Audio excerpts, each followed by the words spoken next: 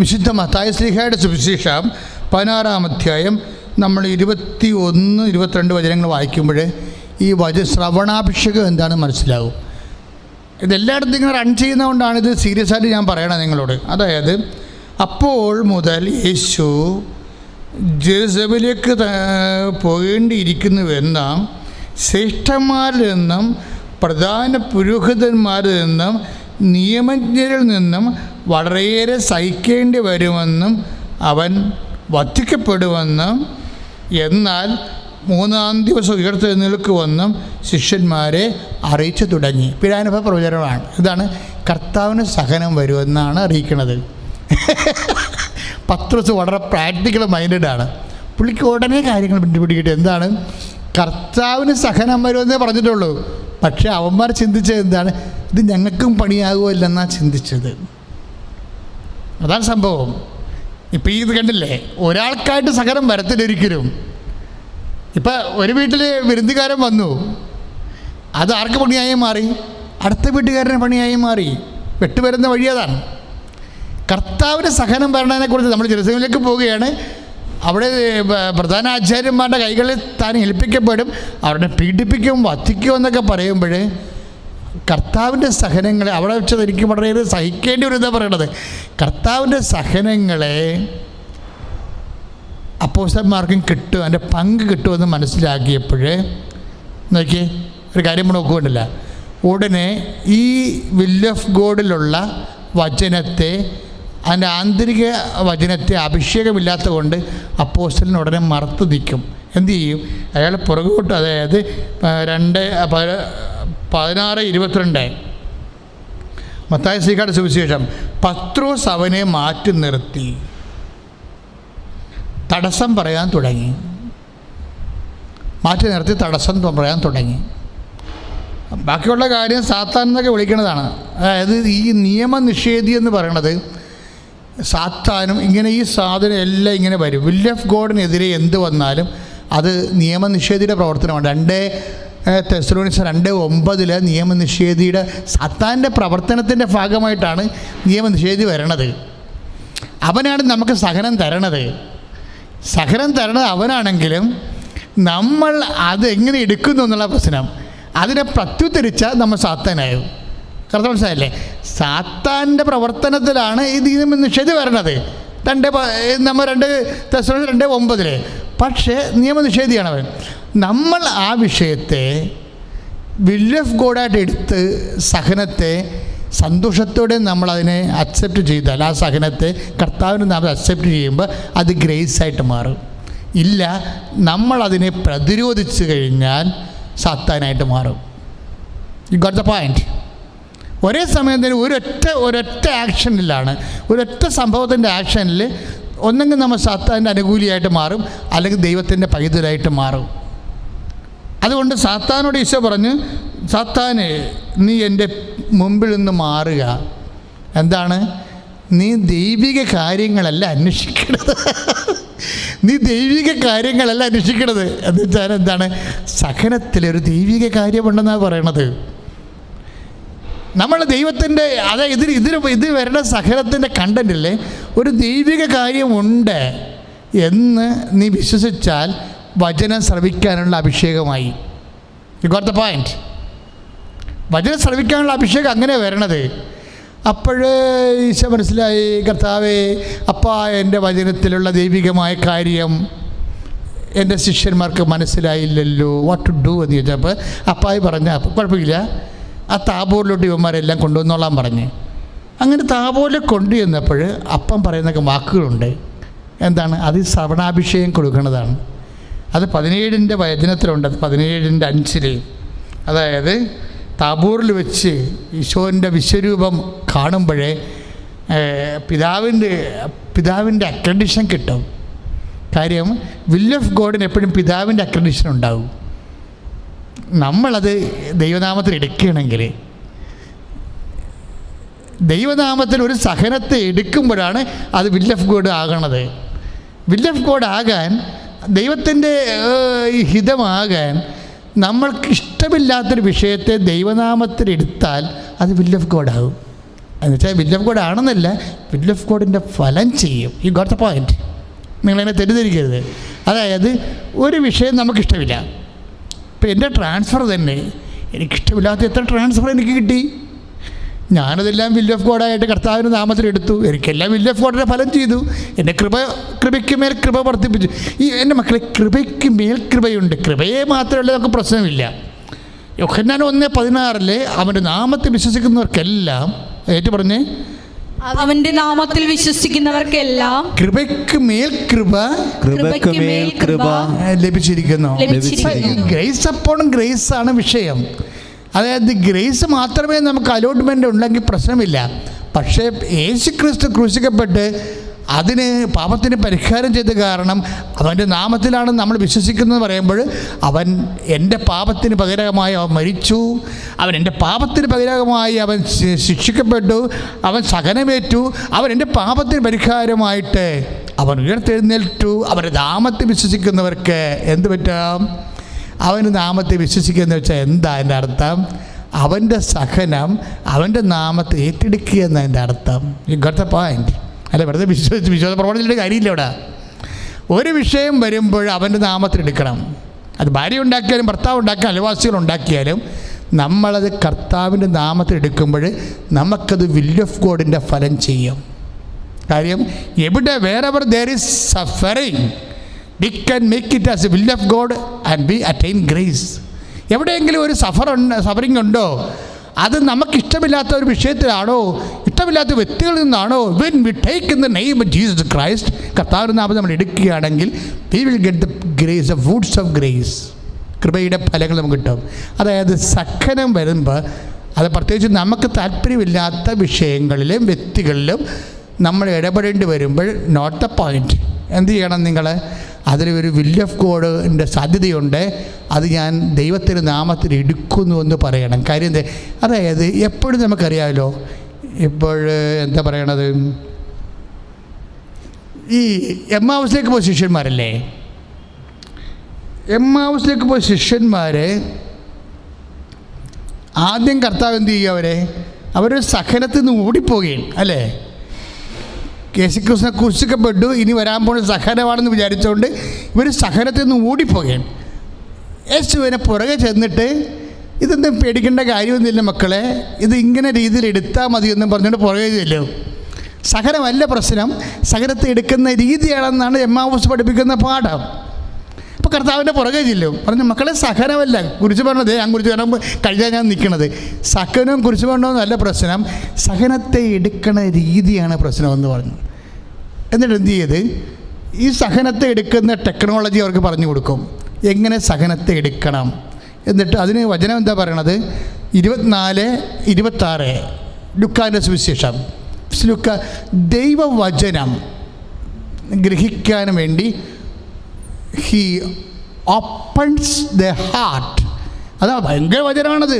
ഇത് നമ്മൾ 90 കൊല്ലം ഇവിടെ ക്രിസ്ത്യാനിയായിട്ട് ജീവിച്ചെങ്കിലും കർത്താവിൻ്റെ വചനം ഗ്രഹിക്കാൻ വേണ്ടി മാത്രം നമ്മുടെ ഹാർട്ട് ഓപ്പൺ ചെയ്തില്ലെങ്കിൽ വെറുതെ കെട്ടി യൂദാസിനെ പോലെ കെട്ടിത്തുങ്ങിച്ചാകണം നല്ലത്. കാര്യം അവന് പറ്റിയ അബദ്ധം അതാണല്ലോ. ഈ 11 പേരെക്കാൾ അവന് പറ്റിയ അബദ്ധം എന്താണ്? ദൈവവചനം സ്വീകരിക്കാനുള്ള ഹാർട്ട് തുറവിയില്ലാതെ വന്നതാണ്. അതാണ് യൂദാസിനെ പറ്റിയ അബദ്ധം. യൂദാസ് ആത്മഹത്യ ചെയ്യാനുണ്ടായിരുന്ന കാരണം അതാണ്. ദൈവവചനം എത്രയോ പ്രാവശ്യം പറഞ്ഞു, പക്ഷേ അവൻ്റെ ഹാർട്ടെല്ലാം ഷഡ് ചെയ്ത് വെച്ചിരിക്കുകയായിരുന്നു. ഇപ്പം എന്താ ചെയ്ത്? മരിച്ചു ഉയർത്തെഴുന്നേറ്റതിന് ശേഷം ശിഷ്യന്മാരുടെ പുറകെ പോയിട്ട് പറഞ്ഞു, മക്കളെ കുരിശല്ല പ്രശ്നം, പീലാത്തോസല്ല പ്രശ്നം, മക്കളെ കാൽവരിയല്ല പ്രശ്നം, അതെടുക്കണ രീതിയാണ് പ്രശ്നം. ഐ വിൽ ടീച്ച് യു, ഞാൻ നിന്നെ അത് പഠിപ്പിക്കാം. എന്നിട്ട് എന്ത് ചെയ്ത് പഠിപ്പിക്കാൻ വേണ്ടി ആദ്യം ചെയ്തത് എന്താണ്? ദൈവവചനം, സഹനത്തിൻ്റെ വചനം മനസ്സിലാക്കാൻ വേണ്ടി ഹൃദയത്തെ തുറന്നു കൊടുത്തു. എൻ്റെ മക്കളെ ഒന്ന് പ്രാർത്ഥിച്ച് കർത്താവായ ദൈവമേ, വചനത്തിലുള്ള will of God, ദൈവത്തിന്റെ മനസ്സ് മനസ്സിലാക്കാൻ എന്റെ ഹൃദയങ്ങളെ നീ തുറക്കണമേ. ഓ ദിവ്യകാരുണ്യമേ, ഇപ്പോൾ എമ്മാവുസിലെ ശിഷ്യന്മാരെ ഹൃദയം തുറന്നതുപോലെ അങ്ങയുടെ വചനം കേൾക്കാൻ, ദൈവവചനം മനസ്സിലാക്കാൻ, ദൈവ മനസ്സ് നിറവേറ്റാൻ എന്റെ ഹൃദയത്തെ അങ്ങ് തുറക്കണമേ. പരിശുദ്ധപരമ ദിവ്യകാരുണ്യത്തിന് മകളുടെ ഒരു വചനം എനിക്ക് തെറ്റിപ്പോയായിരുന്നു, പെട്ടെന്ന് മനസ്സിൽ വന്നപ്പോൾ പറഞ്ഞു പോയതാണ്, സോറി, ക്ഷമിക്കണം. അതായത് ലൂക്ക 24:46 ആ വചനം ഉള്ളത്. അവൻ പറഞ്ഞു, ഇങ്ങനെ എഴുതപ്പെട്ടിരിക്കുന്നു, അതായത് 45 ഓപ്പൺ ദ ഹാർട്ട്. ലൂക്ക 24:45 വിശുദ്ധ ലിഖിതങ്ങളെ ഗ്രഹിക്കാൻ തക്കവിധം അവരുടെ മനസ്സ് അവൻ തുറന്നു. അതുതന്നെയാണ് അവിടെ തുടങ്ങിയത്. എവിടെ? നമ്മൾ താബോർ മലയിൽ സംഭവിച്ചത് തന്നെയാണ്. സഹനത്തെക്കുറിച്ച് പറഞ്ഞപ്പോൾ അപ്പോസ്തലന്മാരെ മറുതലിച്ചു. കാര്യം സഹനത്തിലുള്ള വിൽ ഓഫ് ഗോഡ് മനസ്സിലാക്കാനുള്ള ഹൃദയ തുറവി അവർക്കില്ലായിരുന്നു.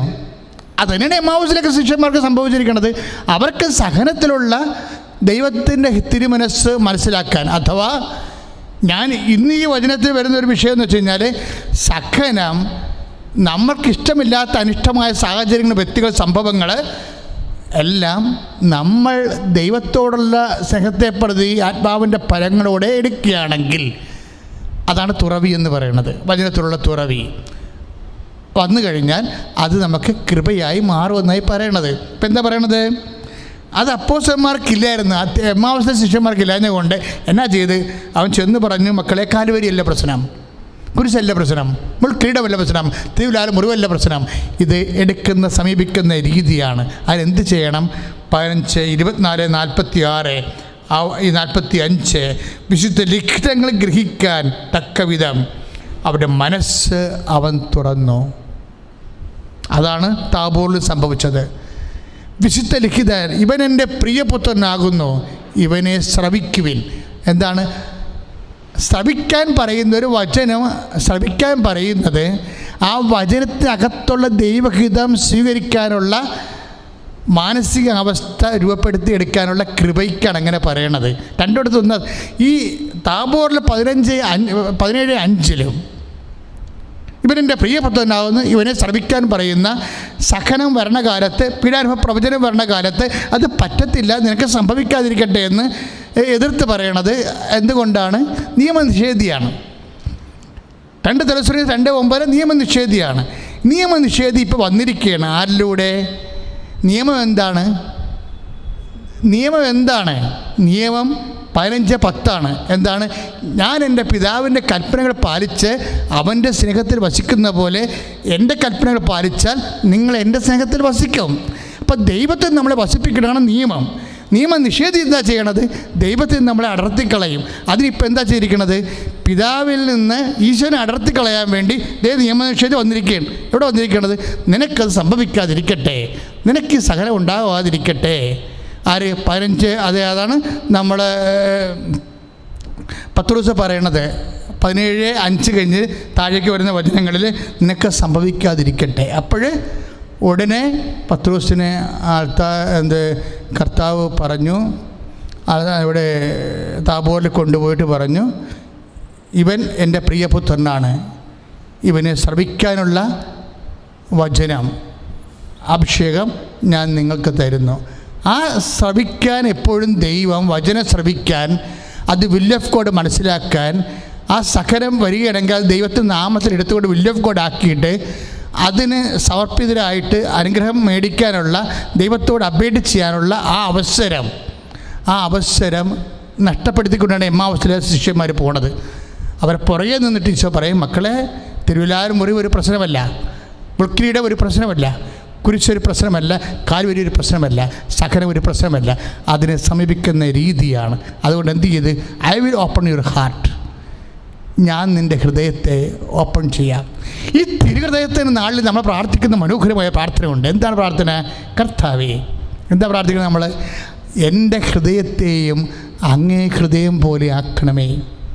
അത് മനോഹരമായ പ്രാർത്ഥനയാണ്.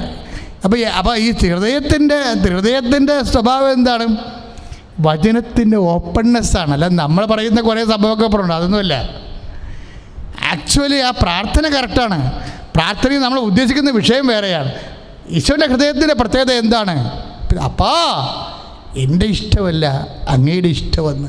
എവിടെയാണോ ദൈവത്തിൻ്റെ ഇഷ്ടം എന്ന ദൈവം സ്വന്തം ഇഷ്ടമാക്കി മാറ്റണത്, അപ്പോൾ ഹൃദയമായി. ഈശോയുടെ ഹൃദയത്തിൻ്റെ അവസ്ഥ എന്താണ്?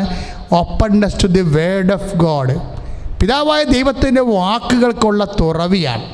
ആ തുറവി പത്രോസ് ഇല്ലാഞ്ഞ കാരണം പത്രോസിൻ്റെയും യേശുവിൻ്റെ ഹൃദയത്തെ പോലെ പത്രോസിൻ്റെ ഹൃദയത്തെ അങ്ങോട്ട് മാറ്റും. ഹൃദയശാന്ത എളിമയുള്ള ഈശോയെ എൻ്റെ ഹൃദയത്തെ അങ്ങേ ഹൃദയം പോലെ ആക്കണമെന്ന് പറയുമ്പോഴേ ശരിക്കും പറഞ്ഞാൽ ദൈവം ഉദ്ദേശിക്കുന്നത് വിൽ ഓഫ് ഗോഡ് യേശുവിനെ പോലെ സ്വീകരിക്കാൻ പത്രോസിനും അത് മനസ്സിലാക്കാനുള്ള കഴിവ് താബോറിൽ വെച്ച് നൽകുന്നുണ്ട്. 15:5 ഈ കഴിവാണ് എമ്മാവൂസ് ശിഷ്യന്മാർക്ക് കൊടുക്കുന്നത്. 24:45 ദൈവവചനം കേൾക്കുന്നതിന് അവിടെ ഹൃദയത്തെ ത്രിഹൃദയമാക്കി മാറ്റും. അവർക്ക് ഓപ്പൺനെസ് കിട്ടും. യേശു മനസ്സിലാക്കിയ പോലെ ദൈവത്തിൻ്റെ വചനം മനസ്സിലാക്കാൻ വേണ്ടി അവിടെ ഹൃദയത്തെ യേശു തുറക്കും. അത് മനസ്സിലാകുമ്പോൾ സഹനം ഇതെല്ലാം സഹിച്ച് മഹത്വത്തിലേക്ക് കരയേറേണ്ടത് ആവശ്യമായിരുന്നില്ലെന്ന് ചോദിക്കുന്നൊരു വചനമുണ്ട്. 24-26 ലൂക്കാന്റെ സുവിശേഷം, വിശുദ്ധ ലൂക്കായുടെ സുവിശേഷം 24-26 മിശിഹ ഇതെല്ലാം സഹിച്ച് മഹത്വത്തിലേക്ക് കരയേറേണ്ടത് ആവശ്യമായിരുന്നില്ലേ? സകലത്തിൻ്റെ ഉള്ളിലാണ് നിൻ്റെ മഹത്വം ഇരിക്കുന്നത്. അതുകൊണ്ട് മഹത്വമാണ് വിൽ ഓഫ് ഗോഡ്. സഹനം അതിൻ്റെ മാർഗമാണെന്ന് മനസ്സിലാക്കുന്ന ഒരു തുറവിയുണ്ട്. ആ തുറവിക്ക് വേണ്ടിയാണ് ഈശോ താബോർ മലയിൽ അപ്പോസ്തലനെ പത്രോസിനെയും എമ്മാവൂസിലെ ശിഷ്യന്മാർ ക്ലെയോഫസിനെയും ഹൃദയം ഓപ്പൺ ചെയ്തിരിക്കുന്നത്. പ്രാർത്ഥിക്കുക, കർത്താവായ ദൈവമേ, പത്രോസിന്റെ ഹൃദയം തുറന്നതുപോലെ, എമ്മാവൂസിലെ ശിഷ്യന്മാരുടെ ഹൃദയം തുറന്നതുപോലെ, സകല സാഹചര്യങ്ങളിലെ ദൈവത്തിന്റെ മനസ്സ് കണ്ടെത്തിക്കൊണ്ട്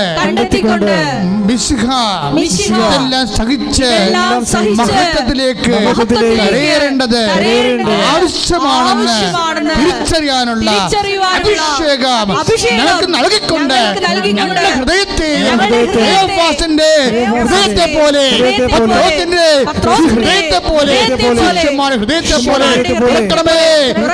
കേൾക്കുന്നതിന് ശ്രമിക്കുന്നതിന് ഫലം പുറപ്പെടുവിക്കുന്നതിന് തുറക്കണമേ.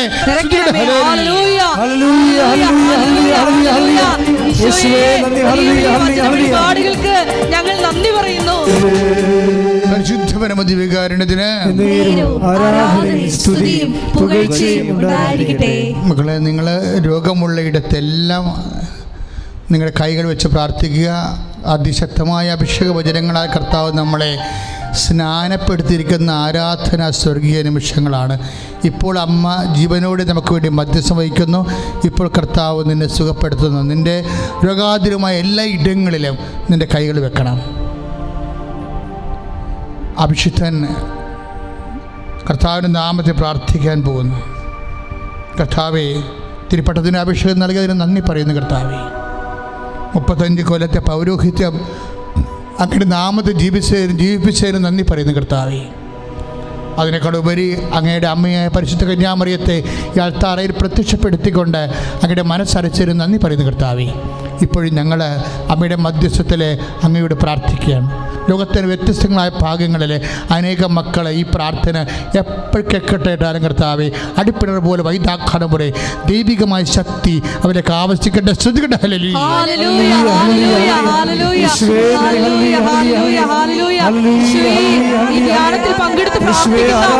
ഓരോ മക്കൾക്കും വചനാഭിഷേകം നൽകണമേ. പരമദിവ്യകാരുണ്യത്തിന് പരിശുദ്ധ പരമദിവ്യകാരുണ്യത്തിന്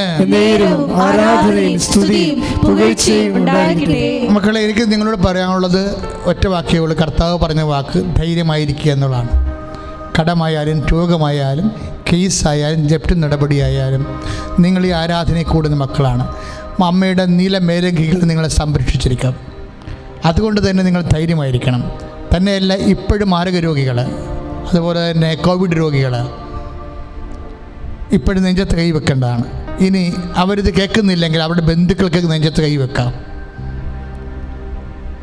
കോവിഡ് രോഗികൾ ഈ പ്രാർത്ഥന കേൾക്കാത്തവരുണ്ടെങ്കിൽ ഈ പ്രാർത്ഥന കേൾക്കുന്നവരവിടെ ബന്ധുക്കളാണെങ്കിൽ നിങ്ങളുടെ നെഞ്ചിൽ കൈവെക്കാം. കർത്താവ് വിശുദ്ധമായ തൻ്റെ ചോരയാൽ നിങ്ങളുടെ രോഗികളെ കർത്താവ് കഴുകും. അച്ഛൻ പ്രാർത്ഥിക്കുമ്പോൾ ചേർന്ന് പ്രാർത്ഥിക്കും. കർത്താവായ ദൈവമേ അങ്ങയുടെ തിരുവിലാവിൽ ഒഴുകുന്ന വിശുദ്ധമായ രക്തത്താൽ എല്ലാ കോവിഡ് രോഗികളുടെയും ശ്വാസകോശങ്ങളെ ഇപ്പോഴും കഴുകണമേ. കർത്താവേ വ്യത്യസ്തമായ രോഗങ്ങള്, കരള് രോഗങ്ങള്, കിഡ്നി രോഗങ്ങള്, ഹൃദയ രോഗങ്ങള്, ക്യാൻസർ രോഗങ്ങള്, അവയവങ്ങളുടെ രോഗങ്ങള്, തൈറോയ്ഡ് രോഗങ്ങള്, രോഗങ്ങള്,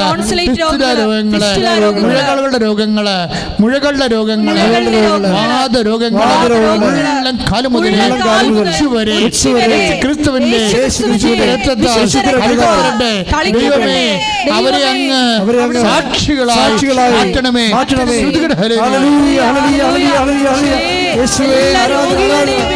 അങ്ങനെ മുറിവേറ്റ കരം ഇപ്പോൾ നീട്ടണമേ. പരിശുദ്ധപരമ ദിവ്യകാരുണ്യത്തിന് മക്കളെ, ജോലിയില്ലാത്തവര്, വീട്ടിൽ സമാധാനം ഇല്ലാത്തവര്, സാമ്പത്തികമായി തകർന്നിരിക്കുന്നവർ, സാമ്പത്തിക കടമുള്ളവർ, കുടുംബജീവിതം തന്നെ വല്ലാത്ത ഒരു അകൽച്ചയിൽ കഴിയുന്ന ഭാര്യാഭർത്താക്കന്മാർ, കേസ് അകപ്പെട്ടിരിക്കുന്നവർ, കേസ് കെട്ടിക്കിടക്കുന്ന രൂപത കോടതികൾ കേസ് കിടക്കുന്നവർ, പിന്നെ സിവിൽ കോടതി കേസുകൾ, മറ്റു തരത്തിലുള്ള വിഷയങ്ങൾക്ക്, സ്ഥാപന സംഗമ വസ്തുക്കളെക്കുറിച്ചുള്ള തർക്കങ്ങൾ, വിഷയങ്ങൾ, സമാധാനമില്ല, ദൈവ അനുഗ്രഹം ഫീൽ ചെയ്യണില്ല, പ്രാർത്ഥന ഫീൽ ചെയ്യണില്ല, സങ്കടവും ദുഃഖവും ക്ലേശവും രോഗവും, കുടുംബത്തിലുള്ള വല്ലാത്ത ഒരു സ്നേഹിക്കപ്പെടാത്ത അവസ്ഥകൾ, വെറുപ്പനുഭവിക്കുന്ന അവസ്ഥകളെല്ലാം ഇപ്പം മാറുന്ന സമയമാണ്. ഇപ്പോഴും അഭിഷിക്തം പ്രാർത്ഥിക്കുന്നു. നിങ്ങൾ നെഞ്ചത്ത് കൈവച്ചുകൊണ്ട് അതിശക്തമായി സ്തുതിക്കട്ടെ. ഹല്ലേലൂയ, സ്തുതിക്കട്ടെ, നിന്റെ ഉന്നതമായ നാമത്തിന് സ്വസ്ത്രം ചെയ്യുന്നു. കർത്താവിന്റെ ഉന്നതമായ നാമത്തിന് സ്വസ്ത്രം ചെയ്യുന്നു.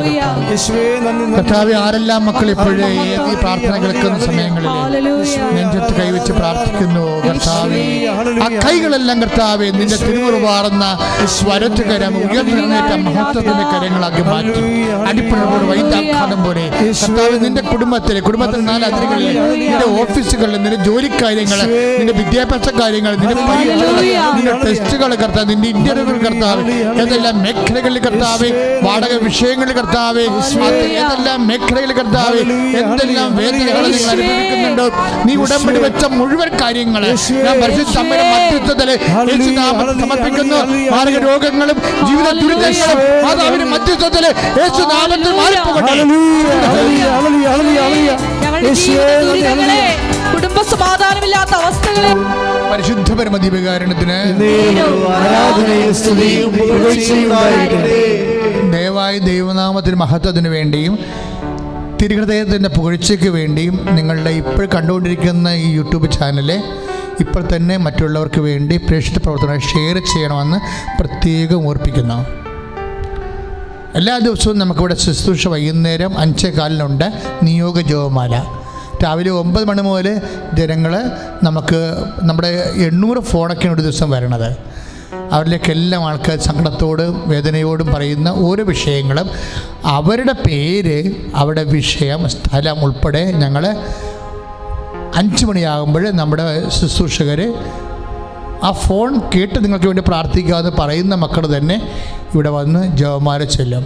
ആ ജപമാലയിൽ നിങ്ങളുടെ പേരും സ്ഥലവും വിഷയവും പറയും. 5 മണി തൊട്ട് 6 മണി വരെയാണ് ജപമാല, നിയോഗ ജപമാല. നിങ്ങൾ പങ്കെടുക്കണം. ഫോണിലേക്ക് അത്യാവശ്യം ഉണ്ടെങ്കിൽ വിളിച്ച് പറയണം വിഷയങ്ങൾ. 6 മണിക്ക് കുർബാനയാണ്, പരിശുദ്ധ കുർബാന.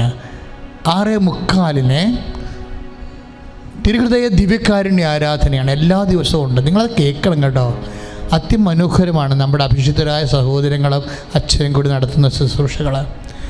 അത് അത്രയും ഹൃദ്യമാണ്. എൻ്റെ എല്ലാ പാട്ടുകളും പ്രാർത്ഥനകളും നീ തിരുഹൃദയ വണക്കമാസത്തിൻ്റെ ഈ കാലത്ത് കൃപാസനം നിങ്ങൾക്ക് നിങ്ങളുടെ കുടുംബത്തിന് ചെയ്യാൻ പറ്റുന്ന ഏറ്റവും വലിയ കാര്യമാണ് ദൈവം ഞങ്ങളെ കൊണ്ട് ചെയ്യിക്കണമെന്നാണ് ഞങ്ങളുടെ അനുഭവം. നിങ്ങൾക്കും ആ അനുഭവം ഉണ്ടാവട്ടെ. ഇപ്പോൾ ആശീർവാദം സ്വീകരിക്കാം. ശ്രുതികട്ടെ ഹല്ലേലൂയ. ഹല്ലേലൂയ, ഹല്ലേലൂയ. ഞങ്ങളുടെ ഓരോരുത്തരുടെയും ഉടമ്പടി നിയോഗങ്ങൾ നിന്റെ മുമ്പിൽ സമർപ്പിക്കുന്നു. പ്രത്യേകമായി ഞങ്ങളിപ്പോൾ വിഷമിപ്പിക്കുന്ന ഓരോ വിഷയങ്ങളും ദിവ്യകാരുണ്യനാഥ നിന്റെ മുമ്പിൽ സമർപ്പിക്കുന്നു. നീ ഞങ്ങളെ കനിഞ്ഞാശീർവദിക്കണമേ. നിന്റെ വലിയ സ്വാതന്ത്ര്യം ഞങ്ങളുടെ കുടുംബത്തിന് പ്രദാനം ചെയ്യണമേ. ഞങ്ങളെ ഓരോരുത്തരെയും വിശുദ്ധീകരിക്കണമേ. ഹല്ലേലൂയ, ഹല്ലേലൂയ, ഹല്ലേലൂയ, ഹല്ലേലൂയ, ഹല്ലേലൂയ, ഹല്ലേലൂയ. കനിവുണ്ടാകണമേ. ഹല്ലേലൂയ, ഹല്ലേലൂയ, ഹല്ലേലൂയ, ഹല്ലേലൂയ. യേശുവേ, യേശുവേ നന്ദി. യേശുവേ സ്തോത്രം, ആരാധന. ഹല്ലേലൂയ.